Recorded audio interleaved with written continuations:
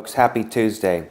I want to tell you one good way you can avoid getting late payments on your credit report. It's by setting up autopay.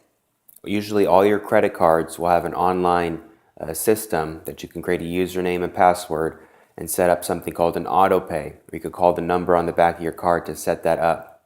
And you want to make sure that is absolutely working. So I suggest even making a manual payment before that auto payment is set up, just to confirm the auto pay is working. And once you know the auto pay is all set up and working, then you can sit back and relax and not have to worry about making your payments. It's as easy as that.